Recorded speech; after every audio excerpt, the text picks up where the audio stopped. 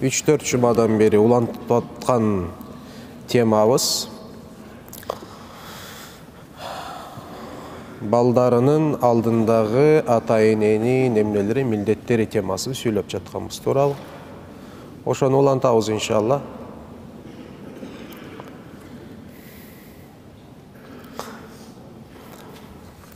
Бешинчи милдет. Балдардын бешинчи акысы. İ'anatuhum alel hayri.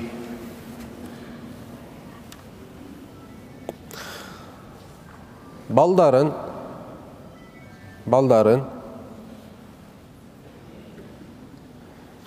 izgi bolgon işlerinde, jakşı dep taanılgan işlerinde, ibadattarda, büt nersede, jakşılıktardın barında ata enesi ballarına jardam berүүsü mildet bolup esептелет. Бұл сөздү кандай түшүнөбүз?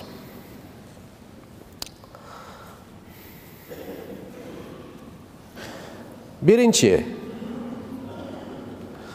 алар кичинекей болгон учурда ата-эненин милдети аларга мээримин аябастан төгүү. Ооба. Мээрим эмне кылат? Төгөт. Бирок тегиз болуш керек. Ата-эне бала чакасын эч качан арыбайт. Арыгандык күнөө болот. Бир баласын көтөрмөлөп, башка баласын эмне кылыш? Анын даражасын тигилердин алдында ылдыйга түшүрүш, аны жемелөө, аны жамандоо, башка балдардын алдында бир баласын жамандоо. Бул болбойт. Акыл эстүү ата-эне мындай кылбайт эч качан. Ооба, сенин 5-6 балаң бар. 5-6 балаң ичинде бирөө сенин жүрөгүңө дагы эмне сүйкүмдүрөөк болушу мүмкүн. Дагы жакшыраак, көбүрөөк жагышы мүмкүн, сүйүшү мүмкүн, дагы көбүрөөк. Андан пайгамбар дагы эмне болгон жок? Сакталган жок. Ооба. Юсуф алейхиссалам. Юсуф алейхиссаламдын атасы. Юсуф алейхиссаламдын сатылуусу, кудукка түшүүсү, үй бүлөсүндөн жылдап ажыроосу, зулумдук көрүүсү, зынданга түшүүсү, булардын баары эмне себептен болгон билесиздерби? Якуб алейхиссаламдын ашыкча болгон Юсуф алейхиссаламга сүйүүсү болгон. Жана бул сүйүүсүн эмне кылбай, жашырбай башка балдарда көргөзгөндүгү болгон. Ошончолу көргөзүп койгон Якуб алейхиссалам башка балдары кызгана баштайт дагы Юсуфту эмне кылыш керек? Өлтүрүш керек деген чечимге чыгарыштыбы? Ооба, чыгарышты. Ачыңыздар Юсуф алейхиссалам жөнүндө Юсуф сүрөсү бар. Юсуф сүрөсүн баштан аягына чейин окуңуздар. Мен өзüm üçün en çoğun savak Yusuf Aleyhisselam'ın okuyasının savak. Kay savak oldu? Demek Yakup Aleyhisselam bir balasını katı süyüp ne oldu? Oşunda bir sınağa düşer oldu. En ayağında Yakup Aleyhisselam ey Rabbim men düşündüm katamdı deyip Allah Teala hayırlat bilesizdir ha? Men düşündüm. Men ançalık Yusuf dep айтпаш керек элем дегенде Allah Taala Yusuf Aleyhisselam'da Yakup Aleyhisselam'a эмне кылат? Кайра кайтарат. Болду, сыноодан өттүң, ал Yusuf'уңду дейт. Берди Yusuf'tu Yakup'ка. Ооба. Биздин ала турган сабагыбыз ооба, bir балаңды көбүрөөк жактырышың мүмкүн. Себеби ал сага характер жагынан көбүрөөк окшойт, түс жагынан көбүрөөк окшойт, сага жакыныраак болот, туурабы? Ошондой нерсе болушу мүмкүн. Бирок эч качан башка балдардын алдында сен аны көбүрөөк сүйө турганды эч качан көргөзбөйсүң. жемелөө башка балдарды, алар жөнүндө ар кандай сөздөрдү сүйлөө, бул такыр эле туура эмес болгон бир иш аракет болуп эсептелет. Эмне десеңиздер, аягында өзүңө кайтат. Сен балдарыңды тегиз, ынтымактуу кылып чоңойто турган болсоң, эртең убакыт келгенде сен буларга муктаж болгондо булардын баары эмне кылат? Бир кол менен баары сага кызмат кылат. Эгерде арый турган болсоң, булар дагы сени эртең түртө баштайт. Сен түртөт. Тигини көбүрөөк жактырган ошол карасын дейт. Тигиндей болду деп эле бири-бирөөгө атандашып, бири-бирөөгө жамандык кылабыз деп сени колдонуп коюшат. Напси ошондой нерсе. Напси ошондой нерсе. Ошондуктан Алла Таала кимге көбүрөөк бала менен рызыктандырган болсо, ошондой беректерди, перзенттерди берген болсо, баарына бирдей мамиле кыласың. Мамиле эки түрдүү болот, билесиңер. Материалдык мамиле болот, психологиялык мамиле болот, моралдык мамиле болот дегендей, баарын ичине камтыйт бул нерсе. Бир күнү сахабалардын бирөөсү, атын сизерге айтайынбы сахабаны?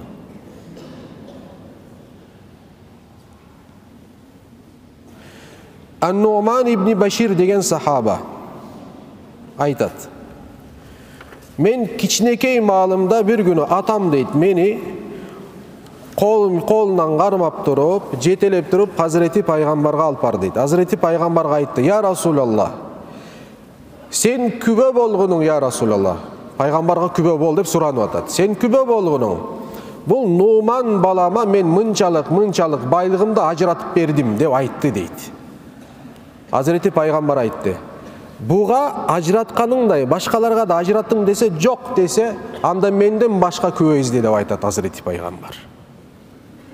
Сен дейт, өзүңө адилеттүү мамиле каалайсыңбы десе, ооба каалайм деп айтат дагы, анда балдарыңа да ошондой адилеттүү мамиле кыл деп айтат. Сен белек бергенде бала чакаңа баарына тегиз белектерди. Бирөөгө белек алып келдиңби, экинчи балаңа да белек алып бар. Бир күнү Hazreti Пайгамбар алейхиссалату вассалам бир сахабаны көрөт дагы, бир сахаба бир баласын тизесине отургузат дагы, өбөт, экинчи баласы жерде турат. Hazreti Пайгамбар айтты: "Адилеттүү мамиле кыл" деди. Бирөөнү тизеңе көтүрдүңбү, экинчисине тизеңе отургузуш керексиң. Бирөөнү өптүңбү, экинчисине өбүш керексиң. Бирөөнү башынан сыладыңбы, экинчисин сылайсың. Сен аталык, энелик милдетиң ошол. Болбосо, ошондой кылбасаң ким болосуң? Туганым. Ошондой кылбасаң ким болосуң шариаттын көзүндө? Залым болосуң. Андай кылбасаң зулумдук кылган болосуң балдарыңа. Алла субхана ва тааля Куранда: "Инна Аллаха ла юхиббу залимин." Алла Таала зулумдук кылгандарды жактырбайт. Бала чакаңа кандай зулумдук кыласың? Бала чакаңа ар түрдүү зулумдук кылышың мүмкүн. Зулумдуктардын бирөөсү, кичинекей маалында сен аны меримин төгөсүң, толук төккөн болсоң жакшы. Мериминде дагы бала чакаңа сараңдык кылган болсоң, зулумдук кылган болосуң. Чоңойгондон кийин аны баягы кичинекей балаң сыяктуу кабыл алып туруп, ошондой мамиле кылып атсаң, зулумдук кылган болосуң. Ооба. Ал чоң киши болгондон кийин аны менен сен башка чоочун кишилерди кандай урматтап сыйласаң, бала чакаңды ошондой урматтап сыйлайсың. Болбосо зулумдук кыласың дейт. Алла Таала адам баласы бул дүйнөдө адилеттүү болуусу үчүн жаратты. Алла Таала эмне дейт? Инсан жер жүзүндө менин эмнем халифам деп айтат Куранда. Адам атабызды халифа деп атаган. Давуд алейхиссалам түзмө сен менин халифам деген. Адам баласы бул дүйнөдө халифа болуп эсептелет. Давуд алейхиссаламды пайгамбар катары жөнөткөндө айтты: "Эй Давуд, сени пайгамбар катары жөнөтүп атабыз. Эң биринчи кыла турган ишиң инсандардын арасында адилеттүүлүк менен мамиле кыласың, чечим чыгарасың" дейт. Ата үй бүлөдө адилеттүү болуусу зарыл. Бүт жагынан. Сүйлөгөн сөзүндө, кылган мамилесинде, бүт жактан адилеттүүлүктү кармаш керек. Коркуш керек залым болуп калуудан. Ооба. Качан сенин үстүңө аталык жүктөлгөн милдетти 99 аткарып жатам, 9,1% кылбай жатам десең дагы сен күнөөкөр болосуң. Толук кандуу аткарууң зарыл. Ооба, күчүң жеткен чакка чейин. Күчүң. Сенден ашыкчасын Алла Таала талап кылбайт. Ошондой сен балаң кандай зулумдук кылып каласың? Балаң көтөрө албаган бир жүктү үстүнө жүктөгөнүң зулумдук болуп эсептелет. Балаң кыла албаган бир ишти үстүнө жүктөгөнүң зулумдук болуп эсептелет. Биздин учурубузда бала чаканы аябайбыз. Мен атаммын, мен энемин мага милдеттүү деп айтат. Токто. Милдет маселесине келгенде талкуулайбыз бул маселени. Милдеттүү же милдеттүү эмеспи? Мисалы, милдеттүү же милдеттүү эмес маселесине келгенде дагы зулумдуктардан бирөөсүн кошуп коюн, кийин тиги маселе көтөр. Дагы зулумдуктардан бирөөсү ата эне бала чакасын арам ишке кой, макрух болгон ишке дагы жумшай албайт. Арам ишке кой, макрух болгон ишке дагы жумшай албайт. Мисалдардан бирөөсү көйгөй болгон бир маселе. Нафака маселеси бар. Багуу маселеси. Ата энеси, мисалы мага бир суроолор келди. Бул суроолордун баарын окуй албайм, бирок чындыгында бул маселени көтөргөнүмө дагы сүйүнүп атам. Себеп дегенде Instagram жарылып атат бул суроолор менен, туугандар. Акыбал өтө начар. Акыбал өтө начар. Чегинен ашып кеткен ата эне аз эмес экен. Бала чакасына зулумдукту токтотпогон кичинекейинен баштап азыркыга чейин зулумдук ата эне аз эмес экен. Мисалдардан бирөөсү, мисалы, атасы балдарына зулумдук кылган дейт. Караңыздар, зулумдук кылат. Зулумдук менен чоңойткон, зулумдук менен акчасын тартып алып атат. Чоңойсо дагы, үй бүлөлүү болсо дагы балдарын пикирин такыр укпайт, эсептешпейт. Аларга кыпындай сөз бербейт бир маселелерде. Озуңду бас. Коронный сөзүбүз бар, озуңду бас, жап, жан жап. Барыбыз ошон колдонобуз. Чоңойтсо да чоң болду сезимин бербеген ата. Чоң болду, өзүнүн бала чакасы бар. Баягы эле келиндин алдында баласын чумо кылат. Бир нерсе айтайынбы? Келинин алдында ата энеси өзүнүн баласын, бул сөздү атайын колдонуп атам, чимарит кылып аткан болсо, ооба, чумо кылып аткан болсо, анын аялы сенин балаңды сыйлабайт эч качан. Сенин балаңды сыйлабагандан кийин сени такыр сыйлабайт. Ошондо айланып өзүң чумо болуп каласың. Ооба. Чумо андан эмне кылат? Эсин табат. Бирок кор болгон сенин балаң болот. Байкуш эки тоонун ортосунда. Эмне кылаарын билбей. Же бияка тарта албайт, же бияка тарта албайт. Акылдуу бол ата. Акылдуу бол эне. Өтө маанилүү. Балаңдын чоңойгондон кийин эң чоң укугу сен тараптан толук кандуу сыйланулуусу зарыл. Ооба. Өтө маанилүү бул нерсе. Эми караңыздар. Арам болгон нерсеге түртө албайт. Дагы суроолор келет. Атабыз дейт үйлөндү. Биз төрөлгөн экенбиз, анан ажырашып кеткен экен. Бизди баккан да жок, издеген да жок, карашкан да жок, барып башка менен үйлөнүп алган, андан да 3-4 бала болгон, анын да таштады, барып 3-үчүнү алган, андан да 2-3 бала болгон дейт. Аягында чоңойгондон кийин динге келмиш болду дагы, анан ортодо биз дагы намаз окуп атабыз, кой эми ата болду, атады Куранды окут, аяттарды окуп, хадисти айтабыз, кандай болбосо атабызды издеп, бирөө издеп атасын табат. Атамсың болбой эле. Ооба. Өтө жакшы бир нерсе. Бирок моралдык жактан бул атанын ата деп аталуусу моралдык укугу жок. Моралдык укугу жок. Себеби сен толук кандуу залымсың да. Төрөттүң дагы баккан жоксуң. Чоңойткон жоксуң. Өткөн сабактарда канча нерселерди айттык турабы, атанын милдеттери. Бирөөсүн да аткарган жоксуң сен. Карап чык ошолордун баарын. Эгер мен укуп жатсаң азыр ошол ата. Угат иншалла. Жетсин ага, тобо кылсын, жашоосун өзгөртсүн. Туурабы? Чоңойтtu, макул чоңоюш, үйлөнүштү, балдардын баары чоңоюшту. бала чакалары бар, кыздар, 2-3 кызы бар, турмушка чыга элек иштейт экен байкуштар. Кыздар маселесине келебиз, бул өтө чоң маселе. Уялбай келип туруп, ошол бала чакасын, акчасын тартып алып келе, бул меники, мен сенин атаңмын. Hazreti Peygamber'in hadisi var. Ente ve maluku li abika. Sen cana, senin mal mülkün toluk atandыкы. Hadisке эмне амал кылбайсыңбы? Пайгамбар келе акчаң деп тартып алат акчаны дейт. Карындашым парикмахер, Москвада парикмахер болуп иштейт дейт карындашым. Жумушуна келет, айлык алган күнү барат дагы. Түшүнүктүбү? Өзүнүн кызындан акчанын баарын шыпырып алат дагы. Жол керага же мындай тамак акчасын берип койт, алып кетет экен да. Ата. Эмне десе? Анта ва малука ли абика. Сен жана сенин мал мүлкүң атаңдыкы. Токто. Сен жана сенин мал мүлкүң атаңдыкы деген сөз биринчиден. Фикх алымдардын бардыгы айтат. Бул хадистин сырткы маанисин амал кылынбайт, кабыл кылынбайт дейт. Сахих хадис сөз жок. Сахих хадис сөз жок. Бирок сырткы маанис эмеси кабыл кылынбайт бул сөздү. Себеби эгерде ошондой боло турган болсо, анда эгерде ошондой бул хадисте айтылгандай дал ошондой боло турган болсо, анда атасынын баласы бар, баласынын байлыгы бар, анда ошол байлыгы толук атасыныкы болуш керек, атасы ошондон зекетин бериш керек, мурасы анда кимдики болуп калат? Эмне ошондо өзүнүн байлыгын атасы өлгөндөн кийин бала ошол өзүнүн байлыгын мурас катары алып калабы? Чотта не то. Түшүнүктүбү? Не то болгон жери кайсы жери билесиңерби? Башка хадис бар. Акылдуу, балагатка жеткен, мусулман болгон бирөөнүн мал мүлкүн атасы да, энеси да ээлик кыла албайт. Түшүнүктүбү? Ал анын мал мүлкү. Ошол мал мүлкүнө укугу бар.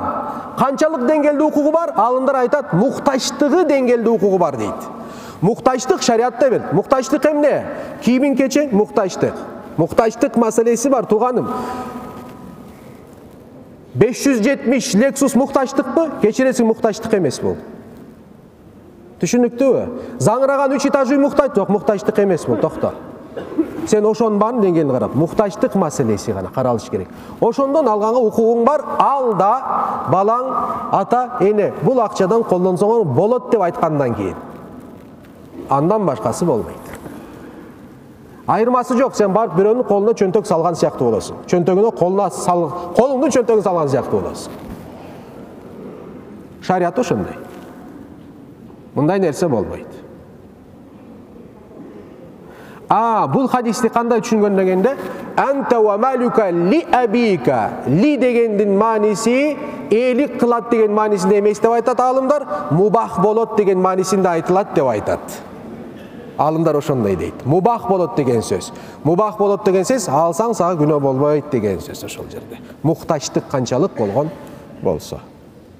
Ошон үчүн бул кишинин кыз баласынан акчасын баарын тартып алуусу арам болот. Себеп дегенде кыз бала төрөлгөндөн баштап туруп, турмушка чыкканга чейин атанын үстүндө эмне болот? Милдет болот, багылуусу. Ата багыш керек. Турмушка чыккандан кийин кимге өтөт бул милдет? Күйөөсүнө өтөт. Аял зат төрөлгөндөн баштап өлгөнгө чейин иштөөгө мажбур эмес. Иштеш керек, акча табыш керек, багыш керек деген нерсе жок. Аял зат андайга милдеттүү эмес. Аял заттын аялдык милдети бар, тууганым. Аялдык милдети бар. Энелик милдети бар. Ошону кылыш керек. Эркек ошого шарт түзүп бериш керек. Ата түзөт.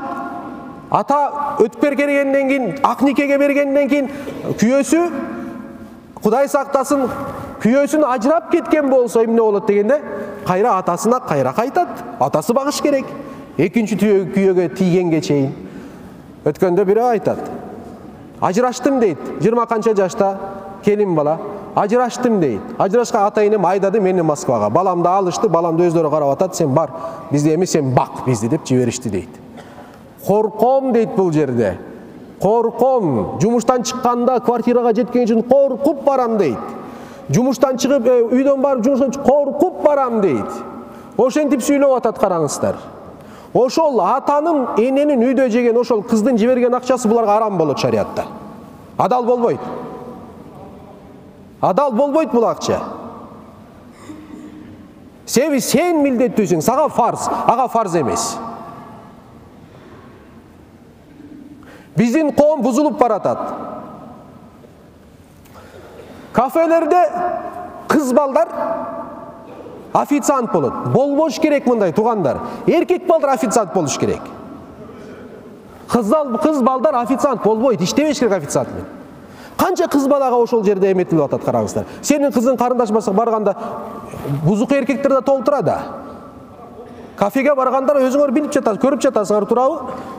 Сулуу бир анан тандаганда булар тиги кечиресиңер, кастинг кылып тандаганда эле тандайт да, астагфирулла, официанттарды. Келген муктачтыкка жараша тандабай, сулуулукка жараша тандап атат да официанттарды булар дагы. Буларды сен мен айтпасак ким айтат? Сен мен өзгөртпөсө ким өзгөртөт, тууганым? Аял зат качан аял заттык милдетти аткарса, ошондо бактылуулук болот. Аял зат бир гана үйүндө бактылуу болот. Бир гана күйөөсүнүн алдында бактылуу болот. Бир гана бала чакасынын алдында бактылуу болот. Аял зат качан үйдөн чыкса бактысыздыкка кирип кетет. Ал феминисттердин сөзүн укпай эле койгула. Феминисттердин сырты эле ошондой.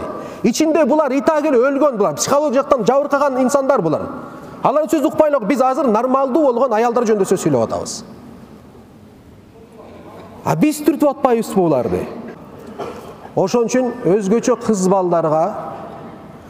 балдарды иштетүү, жашы 20 болсун, 30 болсун, 40 болсун, 45 болсун, 50 болсун, иштетүү болбойт.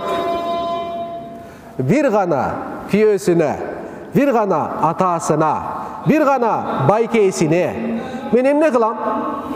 Мен жардам берем. Алда шариаттын чегинде жардам берем. Шариатты бузбай жардам берем десе, уруксат берсең болот. Түшүнүктүүбү? Ошондо гана калган учурда толук кандуу кыздар, аялдар, апалар, эжелер, сиңдилер, тайенелер баары эркектердин үстүндө милдет болуп эсептелет. Буларды биз багабыз. Буларды биз камсыздайбыз. Уктаба, колдоруң жарылсын. Кечиресиң, бар бирөөнүн туалетин тазала. Проблема жок.